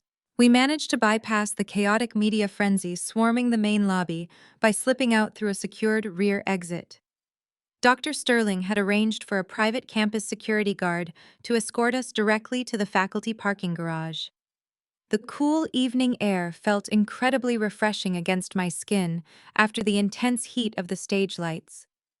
We climbed into Uncle Jerome's reliable 10-year-old sedan. As he started the engine and pulled out of the parking structure, the adrenaline from the commencement ceremony began to fade, replaced by a sharp, calculating focus. I knew my family. I knew their patterns, their greed, and their relentless manipulation. They would not just call and apologize, they would strategize. They would try to spin a narrative that painted them as loving, supportive parents who were simply misunderstood. As we navigated through the heavy city traffic heading toward my modest apartment complex, Uncle Jerome broke the comfortable silence in the car. His hands gripped the steering wheel tightly, his expression turning deeply serious. "You need to be very careful with Trevon," Uncle Jerome warned, his voice low and cautious. "Your mother and sister are driven by vanity and social status, but Trevon is driven by sheer desperation. He is a very dangerous man when he is backed into a corner." I looked over at him, furrowing my brow. "What do you mean?" Uncle Jerome? "Trevon has been bragging about his massive luxury condo development all year. He threw $100 bill at me just a few hours ago like it was absolute pocket change." Uncle Jerome let out a harsh, bitter laugh. "It is all smoke and mirrors, Kiara. The man is a walking illusion. I still talk to a lot of people in our old neighborhood. Word on the street is that Trevon is completely broke. That luxury condo project he keeps boasting about to the church congregation is a massive lie. He does not have the capital to break ground. He is drowning in millions of dollars of debt, and his creditors are closing in fast. He has been taking out high-interest loans just to keep up the appearance of wealth for Dominique." The revelation hit me like a physical shockwave. Suddenly, Trevon's desperate need for those VIP graduation tickets made perfect sense. He was not just trying to impress wealthy venture capitalists to expand his business. He was desperately trying to secure a bailout to save himself from total financial ruin. My mother had drained my college fund to buy him a luxury car to maintain his image, and now his house of cards was collapsing. If he is really that desperate, I said, my mind racing through the implications, then he is going to see my $15 million acquisition as his personal salvation. He is going to try to extort me. "He will try to bully you into signing over your funds," Uncle Jerome agreed, turning onto the highway. "He will use Dominique and Vivian to lay on the emotional guilt. They will tell you that family wealth needs to be managed by a professional developer. They will try to convince you that you owe them this money for raising you. You need to be prepared for an ambush." I leaned back against the passenger seat and pulled my iPad from my bag. When Dr. Sterling finalized my executive contract backstage, he had granted me immediate high-level administrative access to MD Anderson's secure corporate network. As the newly appointed independent director of oncology research, my digital clearance profile was automatically upgraded. I now had direct access to exclusive biotech investment networks, high-tier venture capital databases, and comprehensive financial backgrounds of potential institutional partners. "Let us see exactly how desperate Trevon really is," I muttered, opening a secure financial investigation portal on my screen. I typed Trevon's full legal name and the name of his primary real estate holding company into the search bar.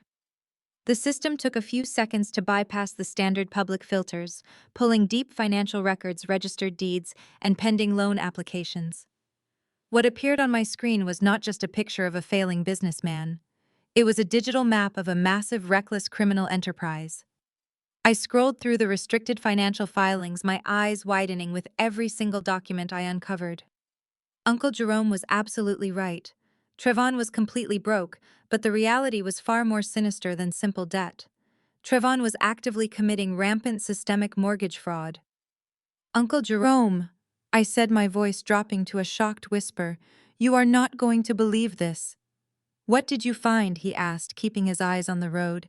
"He is not just drowning in debt," I explained quickly, downloading the PDF files directly to my encrypted local storage. Trevon has been taking out multiple overlapping commercial loans on properties he does not even legally own. He has forged property deeds and used them as collateral to secure millions of dollars from private lenders. The luxury condo project on 4th and Elm Street is in active foreclosure. The bank is seizing the property next week. Uncle Jerome shook his head in disgust. Mortgage fraud. The man is going to end up in federal prison. It gets worse. I continued, my fingers flying across the screen as I traced the digital paper trail. Because his traditional credit lines are completely frozen, he started looking for alternative funding. He submitted a desperate application for a $4 million commercial bailout loan last week. He tried to disguise it as a biomedical facility development project to qualify for specialized healthcare grants. I opened the specific loan application file, my heart stopping dead in my chest, as I read the name of the venture capital firm Trevon had applied to. The sheer beautiful irony of the situation was almost too perfect to comprehend. Uncle Jerome, I said, a slow, cold smile spreading across my face. Do you know where Trevon applied for this fraudulent $4 million bailout loan? Where? The Apex Biomed Venture Fund. I read aloud, highlighting the corporate letterhead on my screen. Uncle Jerome glanced at me confused. What does that mean, Kiara? Apex Biomed is a specialized venture capital subsidiary. I explained, the pieces of my ultimate victory clicking perfectly into place. It is entirely owned and operated by the very research investment group that MD Anderson just partnered with. As part of my $15 million acquisition package, Dr. Sterling appointed me to head the internal review board for all new biomedical infrastructure investments in this region. Uncle Jerome hit the brakes slightly, turning to look at me with wide eyes. Are you saying what I think you are saying? I am saying that Trevon's fraudulent $4 million loan application is currently sitting in a digital queue, waiting for executive approval. I confirmed, my voice ringing with undeniable triumph. And I am the specific executive director assigned to review, approve, or deny his application directly tonight. The ambush was set, but they had absolutely no idea I was holding the match. Uncle Jerome parked his reliable sedan in my designated spot at the back of the lot.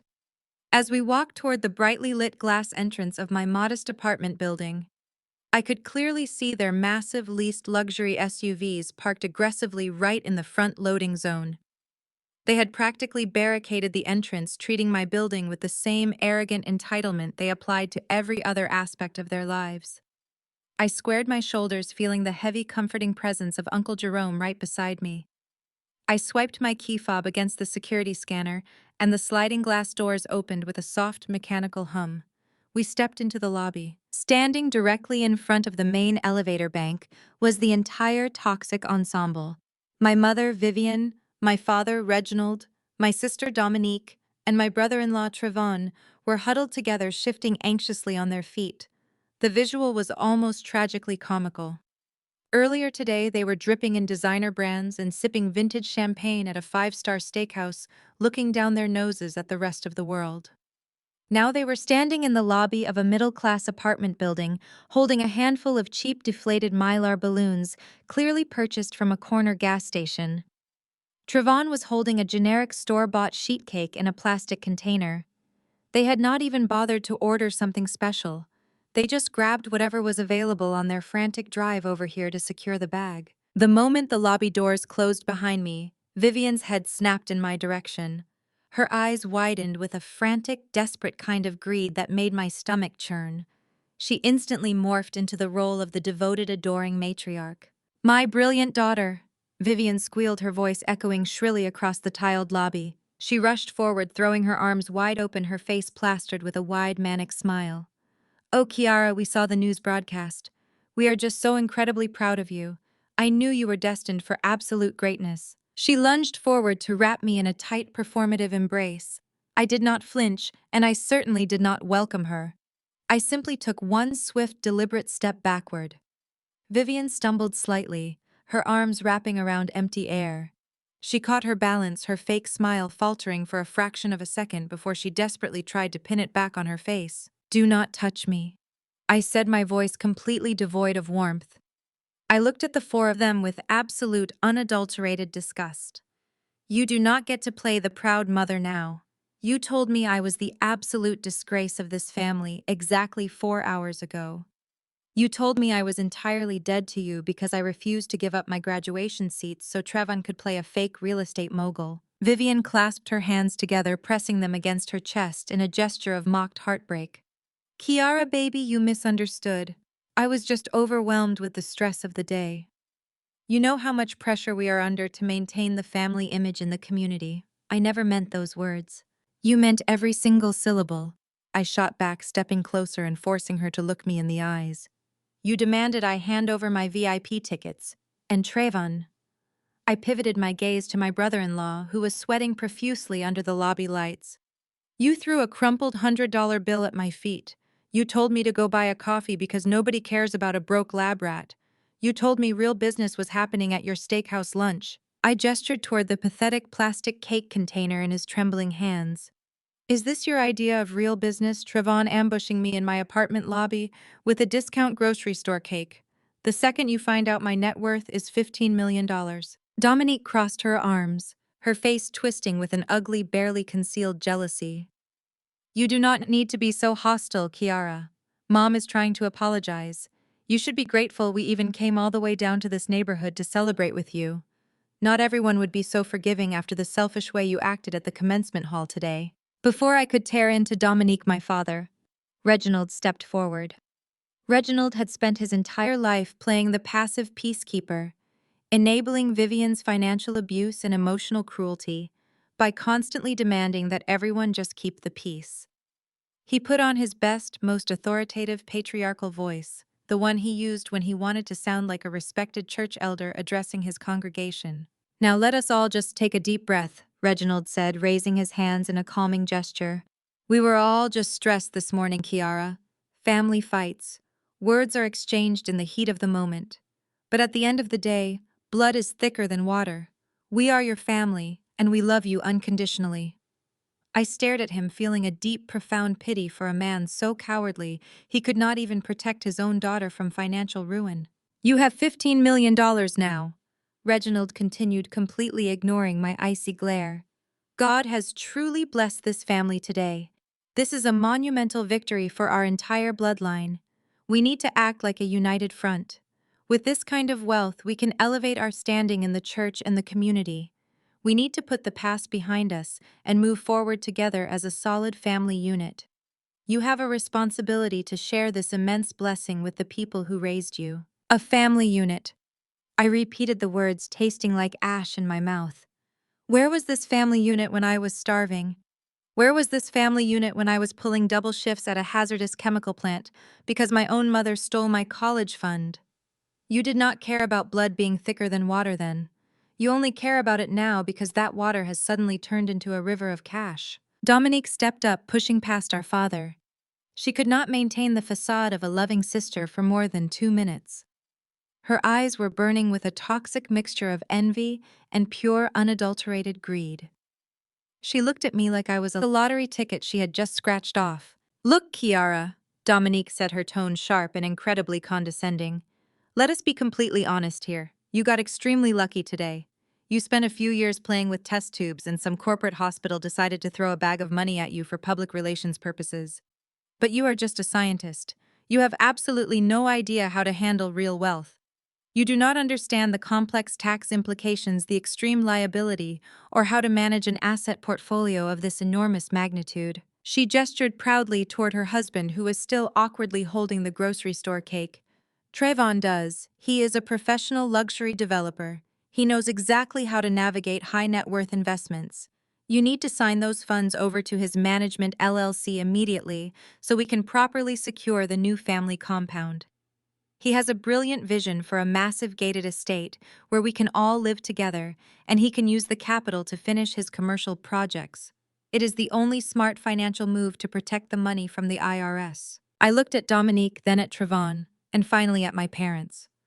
The sheer blinding audacity of their request was staggering.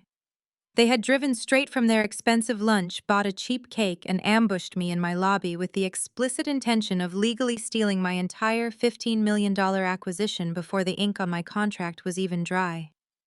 They genuinely believed I was stupid enough and desperate enough for their love to simply hand over my empire to a man who mocked me just hours prior. I could hear Uncle Jerome taking a deep breath beside me, ready to step in and defend me against their aggressive extortion tactics.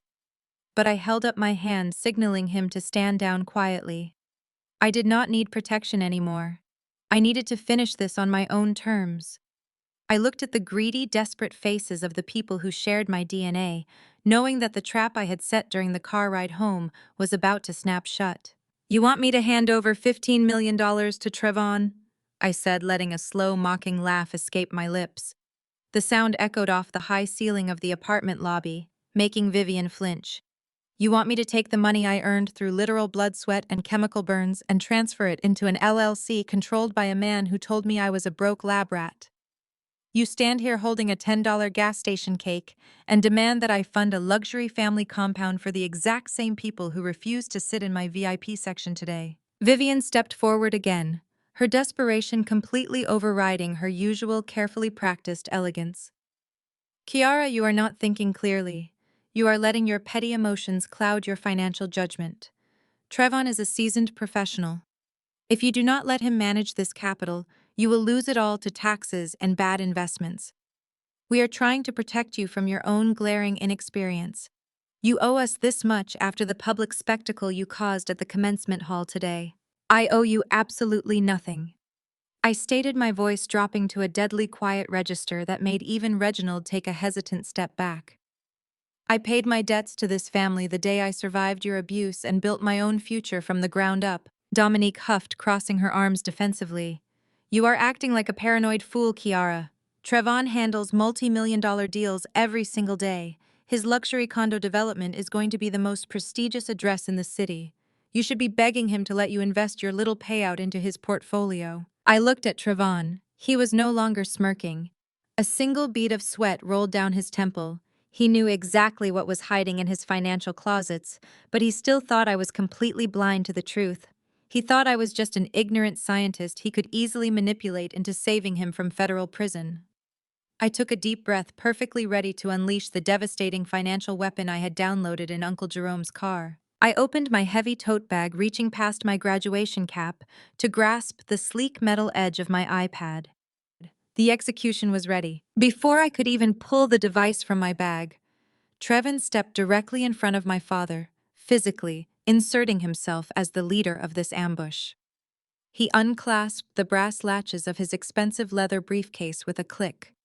His demeanor shifted instantly from the hostile bully in the graduation lobby to a sleek, polished corporate predator. He was putting on a show, projecting the illusion of a highly successful developer who was merely offering a generous favor to an ignorant relative. He reached inside the briefcase and withdrew a thick stack of legal documents bound by a heavy black clip. "Listen closely, Kiara," Trevon began, his voice dropping into a smooth, practiced cadence designed to project absolute authority. "Your sister is right. You have spent your entire adult life inside a laboratory. You know how to look through a microscope, but you have absolutely no idea how the real world of high finance operates. When a payout of $15 million hits a personal bank account, it triggers a massive cascade of immediate tax liabilities. The federal government will absolutely decimate that capital before you even have a chance to spend a single dime. You are looking at brutal capital gains taxes, severe wealth penalties, and audit triggers that will tie your money up in prolonged litigation for a decade.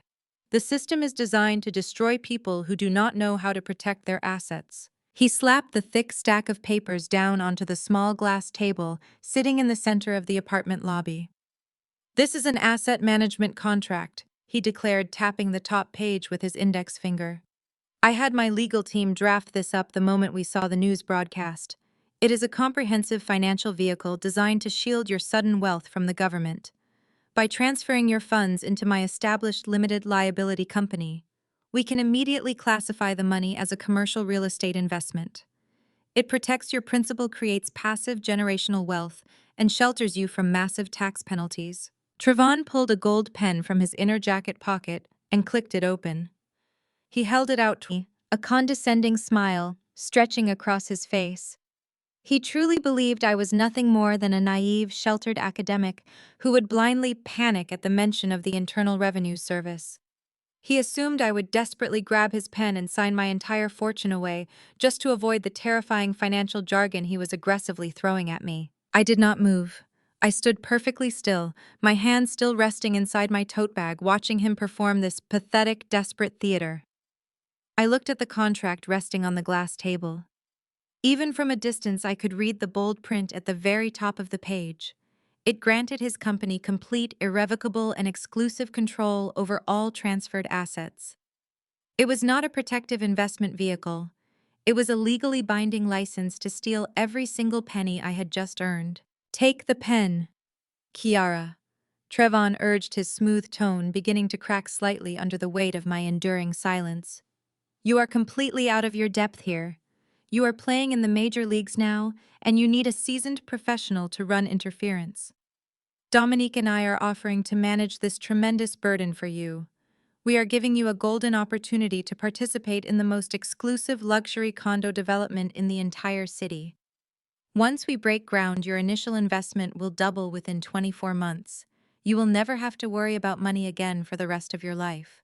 I already never have to worry about money again, Trevon, I replied, my voice remarkably steady and entirely cold. Because I actually earned my wealth. I did not lease it, and I am certainly not handing it over to a man who literally threw a crumpled bill at my feet this very morning. The polite corporate facade instantly melted right off Trevon's face. The charming developer vanished, replaced entirely by the desperate cornered fraudster Uncle Jerome had warned me about during the car ride.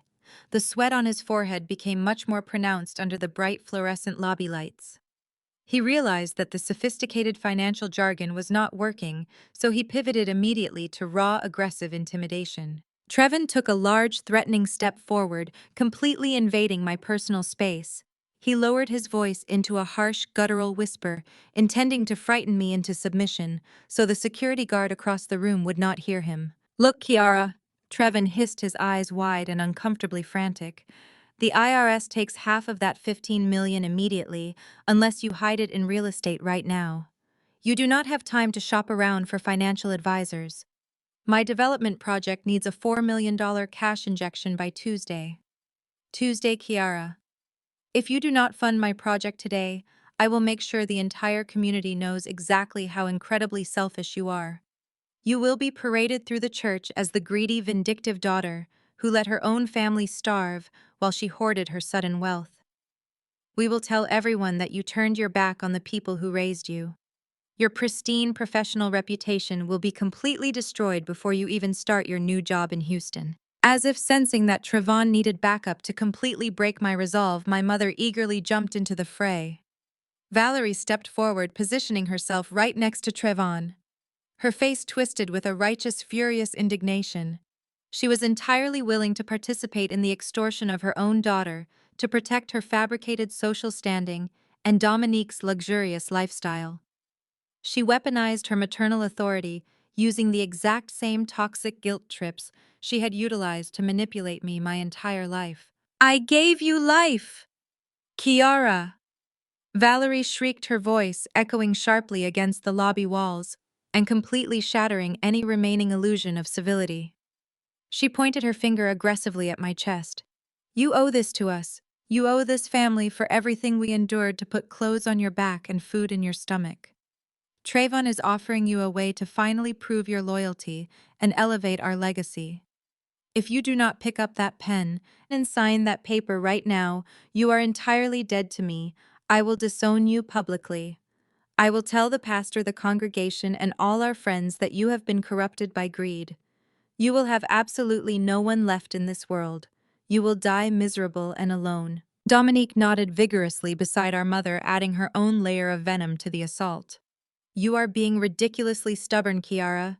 Trevon is trying to save you from your own glaring stupidity. Sign the contract and give him the $4 million by Tuesday, or you will regret turning your back on us for the rest of your miserable life. They stood there, a unified front of absolute toxicity, waiting for me to break. They expected me to crumble under the heavy weight of their combined manipulation, their intense threats of social exile, and their aggressive financial demands. They truly thought the deep, lingering fear of losing my family would override my basic common sense. I did not flinch. I did not shed a single tear, and I did not raise my voice in defense. The desperate panic rolling off their bodies was palpable, and I absorbed every single second of it with deep satisfaction. I slowly pulled my hand out of my tote bag, leaving the iPad inside for just a moment longer. I reached out and picked up the heavy gold pen Trevin had tried to force upon me. I then picked up the thick, pre-drafted asset management contract from the glass table. I felt the crisp, expensive paper between my fingers. I took my time deliberately flipping through the first few pages of the document, letting the silence stretch out and heavily amplify their suffocating anxiety. I looked at the specific financial clauses Trevon had hastily cobbled together. I looked at the astronomical management fees he had hidden in the fine print. Then I slowly lowered the contract and looked directly into Trevon's frantic, sweating face. I let a bright, predatory smile spread across my lips. "You want $4 million for your luxury condo project, Trevon?" I asked, my voice ringing with an eerie, terrifying calmness that made my father shift uncomfortably. "The one on 4th and Elm." Trevon nodded quickly, grinning arrogantly. He truly believed his intimidation worked. He believed he had won. I kept my eyes locked on his smug face as I gripped the thick stack of expensive legal paper with both hands. I did not hesitate. I pulled my hands in opposite directions, ripping the meticulously drafted asset management contract straight down the center. The sharp, violent sound of tearing paper echoed loudly in the quiet lobby, perfectly mirroring the exact moment I had destroyed his VIP graduation tickets just hours earlier. I placed the two severed halves together and ripped them again, reducing his elaborate legal trap to worthless confetti. I let the shredded pieces flutter out of my hands, watching them fall gently onto the glass coffee table and scatter across the floor around his expensive designer loafers. Trevin gasped, instinctively taking a step back, as his arrogant grin instantly vanished. My mother, Valerie, let out a sharp cry of indignation, reaching out as if she could physically catch the falling pieces of their ruined financial scheme. Dominique stepped forward, her face twisting into a mask of pure, unadulterated fury. She opened her mouth to scream at me, ready to launch into a vicious tirade about my supposed stupidity and disrespect. But I moved faster. I reached into my heavy tote bag and pulled out my sleek silver iPad. I bypassed the lock screen with a quick swipe, bringing up the secure financial investigation portal I had opened in Uncle Jerome's car. The high-definition screen glowed brightly, displaying a comprehensive, undeniable digital map of a massive criminal enterprise. Without looking at Trevon, I shoved the device directly into Dominique's hands. "Look at the screen, Dominique," I commanded, my voice projecting loudly and echoing off the lobby walls. "Read the documents. There is no luxury condo project."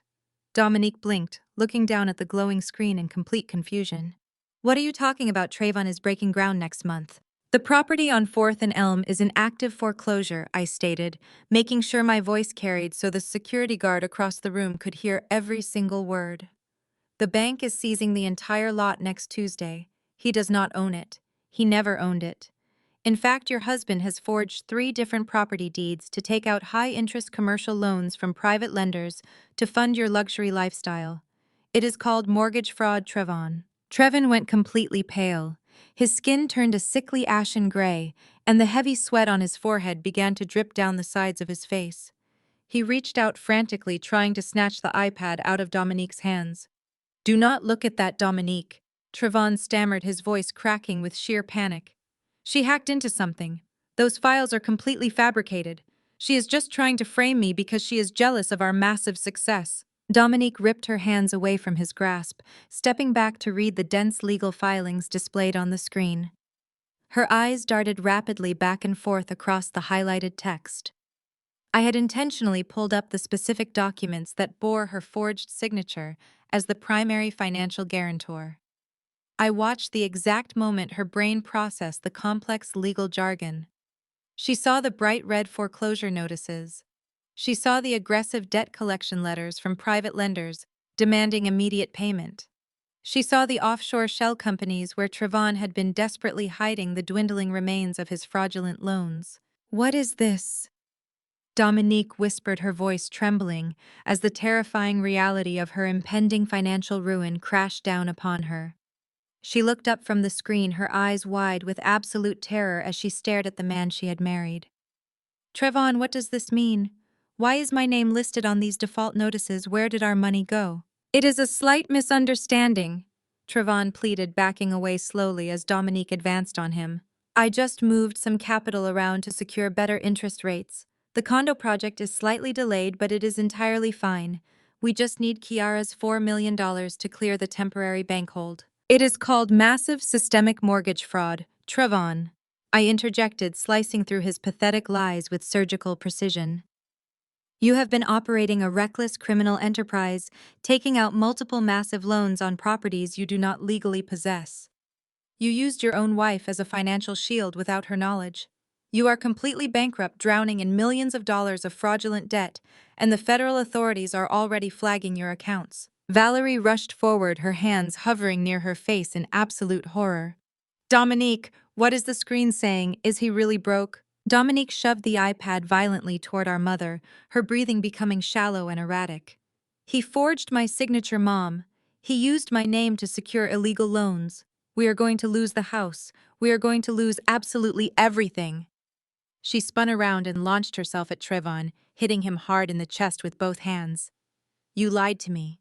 You told me we were rich. You told me we were building an empire. Reginald rushed forward to pull Dominique away, but the massive damage was already completely done. The perfect, pristine image of the golden child and her successful executive husband was permanently shattered, lying in tiny pieces on the lobby floor, right next to the shredded asset management contract. They were a family built entirely on vicious lies, and I had just turned on the blinding lights. I watched them unravel before me, feeling a profound, absolute sense of vindication coursing through my veins. The years of toxic abuse, relentless mocking, and cruel manipulation were finally catching up to them in the most spectacular fashion imaginable. But the ultimate financial execution was not quite finished. I took a slow, deliberate step closer to Trevon, forcing him to meet my unwavering gaze. He looked like a cornered animal, completely stripped of his unearned arrogance and pathetic bravado. But here is the absolute best part, Trevon. I said, my voice dropping to a low, lethal register that immediately commanded his complete attention and silenced Dominique's hysterical sobbing. I know exactly how truly desperate you are right now. I know that because your traditional credit lines are entirely frozen, you submitted an emergency application for a $4 million commercial bailout loan last week. Trevon swallowed hard, his eyes darting frantically toward the glass lobby doors, as if rapidly calculating his miserable chances of escaping this nightmare. You tried to cleverly disguise your failing residential condo project as a biomedical facility development to illegally qualify for specialized healthcare grants. I continued smoothly, revealing the final devastating piece of my ultimate trap. You applied to the Apex Biomed Venture Fund to get the quick cash you desperately need to keep the FBI off your back. Valerie stopped consoling Dominique for a brief second and looked directly at me, her face extremely pale with profound confusion and mounting dread. How do you know where he applied for a loan, Kiara? I smiled broadly, letting the sheer beautiful irony of the entire situation completely wash over me. Do you know who MD Anderson Cancer Center just appointed to head the Regional Executive Review Board of the Apex Biomed Fund? I asked, keeping my gaze locked directly onto Trevon's terrified, wide eyes. They established that specific executive position entirely for me as part of my $15 million acquisition package. Trevon stopped breathing. He stood absolutely paralyzed, his mouth hanging open in sheer, unadulterated shock. The realization hit him with the destructive force of a speeding freight train. He had spent the entire morning treating me like absolute garbage, tossing crumpled bills at my feet and demanding my total obedience, entirely unaware that I held his complete financial survival in the palm of my hand. I raised my hand slowly and tapped my index finger firmly against my own chest. Me, I declared, claiming my immense power with absolute, undeniable authority. I am the exact executive director officially assigned to review your fraudulent loan application. You needed my signature to save your miserable life. Trevon dropped heavily to his knees, his expensive suit pants hitting the cold tile floor with a dull thud. Kiara, please, he begged, his voice cracking into a pathetic, desperate sob. You cannot do this. They will send me to federal prison. I will lose absolutely everything. Please, I am begging you. I will do anything you want. I just hit decline, I stated coldly, refusing to offer him a single ounce of mercy or compassion. And I forwarded your forged property deeds and fraudulent loan documents directly to the federal authorities for immediate criminal investigation. I turned my back on their beautiful, spectacular destruction and confidently walked out the glass front doors with Uncle Jerome by my side. I stepped out into the cool, refreshing evening air of the city, finally leaving the dark shadow of my toxic family behind, forever, completely victorious and entirely undeniably free. I stopped just outside the glass doors. I was not the one who needed to leave. I turned around and walked back into the brightly lit lobby. The scene unfolding before me was a masterpiece of absolute destruction. The fragile facade of my family had shattered entirely into a million unrecoverable pieces. Dominique finally realized she was legally bound to a broke criminal. She let out a guttural scream of pure rage and lunged at her husband. She began physically attacking Trevon right there in the middle of the lobby, hitting his chest and shoulders with her fists. She shrieked about the forged signatures, the mountain of hidden debt, and the luxury lifestyle she was about to lose. Trevon did not even try to defend himself against her blows. He dropped heavily to his knees on the polished tile floor. He crawled toward me, ignoring his furious wife, and clasped his hands together in a desperate, pathetic gesture of submission. Tears streamed down his sweating face as he looked up at me. He begged me to log back into the portal. He cried out that I had to retract the emails and approve his fraudulent loan. He wailed that the federal agents were going to arrest him, and he would go to federal prison for a very long time. I looked down at him with zero sympathy. Valerie was watching her perfect social standing evaporate right before her eyes. The realization that her golden child was married to a felon and that their entire family reputation was permanently ruined hit her like a physical blow. She began hyperventilating, grasping at the collar of her designer blouse as she struggled to pull air into her lungs. With a dramatic gasp, Valerie collapsed entirely, fainting backward onto a plush velvet lobby sofa. She lay there motionless, expecting someone to rush to her aid. But Reginald did not even glance in her direction. My father was too busy pacing frantically near the elevators, pulling at his hair, and muttering to himself in absolute panic over the impending financial ruin that was about to drag all of their names through the mud. He completely ignored his unconscious wife, consumed entirely by his own selfish terror. I looked at the chaotic, pathetic display playing out in my lobby. It was a miserable symphony of greed and consequence. I turned to the building's night security guard, who was watching the spectacle with wide eyes from behind his wooden desk. I pointed directly at my parents, my sister, and the weeping man on the floor. These people are trespassing on private property, I told the guard, making sure my voice carried over Dominique's continuous screaming. I want them removed immediately. If they ever step foot on this property again, do not hesitate to call the police and have them arrested. The security guard nodded firmly, reaching for his radio. I turned away from the miserable group and pressed the call button for the elevator. Uncle Jerome stood silently beside me, radiating quiet pride. The silver elevator doors slid open, and we stepped inside together. I turned around to face the lobby one last time. Trevon was still sobbing on the floor, Dominique was screaming at Reginald, and Valerie was just starting to stir on the sofa. I did not say another word. I just watched with deep satisfaction as the heavy metal doors slid completely shut, sealing out the noise and closing the book on my screaming family forever. Exactly 1 month later, the consequences of that night had fully materialized. The fallout was swift, brutal, and entirely public. Trevon was officially indicted by the Federal Bureau of Investigation for multiple counts of wire fraud and severe mortgage fraud. His trial was pending, but his lawyers had already told the press he was looking at a decade behind bars. Without my $4 million bailout, his entire house of cards had completely collapsed. Dominique lost absolutely everything. Her leased luxury cars were forcefully repossessed from her driveway in the middle of the day. The bank seized her massive house, forcing her to quickly pack her designer bags and vacate the premises. The last time anyone saw my former pageant queen sister, she was wearing a polyester uniform, working the cash register at a cheap fast fashion retail store in a rundown shopping mall just to afford basic rent. Valerie faced her own spectacular downfall. The scandal surrounding Trevin's arrest and the highly publicized revelation of their financial desperation made her a complete social pariah. She was unceremoniously ousted from this prestigious church council she had ruled over for years. Shortly after the elite sorority alumni board voted unanimously to revoke her membership, her pristine reputation was entirely ruined by the massive scandal, leaving her isolated and bitter in a quiet, lonely house. Reginald was forced to delay his retirement indefinitely, just to pay off the massive legal fees they had accumulated trying to keep Trevin out of federal prison. Meanwhile, my new reality was vibrant and full of unprecedented promise. The bright morning sun reflected off the massive glass windows of the state-of-the-art MD Anderson Cancer Center research facility in Houston, Texas. I stood proudly near the main entrance, feeling the warm southern breeze against my skin. Uncle Jerome stood right beside me, holding a fresh bouquet of bright yellow sunflowers, beaming with unconditional love and genuine pride. I looked down at my pristine white lab coat.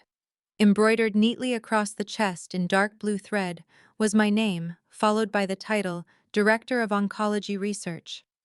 I had built my empire from the ashes of their betrayal. They say blood is thicker than water, but sometimes you have to drain the swamp to find out who truly has your back. Have you ever had to cut off toxic family to protect your peace? Let me know in the comments. Do not forget to like and subscribe for more stories of surviving and thriving.